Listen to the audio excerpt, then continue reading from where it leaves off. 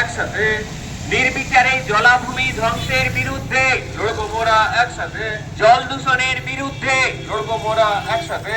পানীয় জল অপচয়ের বিরুদ্ধে লড়বো মোরা একসাথে। মাদক নেশার বিরুদ্ধে লড়বো মোরা একসাথে। তামাক নেশার বিরুদ্ধে লড়বো মোরা একসাথে। ড্রাগের নেশার বিরুদ্ধে লড়বো মোরা একসাথে। আমাদের প্রিয় ছাত্রছাত্রী সংগঠক সবাইকেই বলবো আমাদের সঙ্গে গলা মেলাতে। আমাদের এই মিছিল আপনাদের সবার সক্রিয় অংশগ্রহণে সজীব হয়ে উঠুক এই আহ্বান রেখে আবার আমাদের আহ্বান, মাদক নেশার বিরুদ্ধে লড়বো মোরা একসাথে। তামাক নেশার বিরুদ্ধে লড়বো মোরা একসাথে।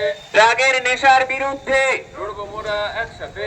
বাল্য বিবাহের বিরুদ্ধে লড়বো মোরা একসাথে। দুর্ভাগ্যের হলেও সত্যি আমাদের জেলা পশ্চিম মেদিনীপুর জেলা বাল্য বিবাহে অত্যন্ত খারাপ জায়গায় রয়েছে। তাই আমরা চাই বিজ্ঞান মঞ্চের 40 বছরে আমাদের দৃঢ় আহ্বান, আসুন আমরা এই কুপ্রথার বিরুদ্ধে সবাই সোচ্চার হই।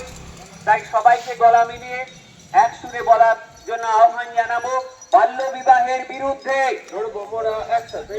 বাল্য বিবাহের বিরুদ্ধে লড়বো মোরা একসাথে। আজকের যুব সমাজ যখন ড্রাগ এবং মাদকাসক্তিতে বেশি বেশি করে ঢুকে যাচ্ছে, সেই জায়গায় বিজ্ঞান মঞ্চ মনে করে আমাদের নির্দিষ্ট দায়িত্ব রয়েছে যে তাদেরকে সচেতন করা, নেশার কুফল সম্পর্কে মানুষজনকে অবহিত করা। আমরা চাই আপনাদের সাহায্য নিয়ে আপনার বাড়ির সন্তান, আপনার প্রতিবেশীর সন্তানের কাছে এই বার্তা পৌঁছে যান। ড্রাগের নেশার বিরুদ্ধে লড়বো মোরা একসাথে। মাদক নেশার বিরুদ্ধে বাল্য বিবাহের বিরুদ্ধে লড়বো মোরা একসাথে।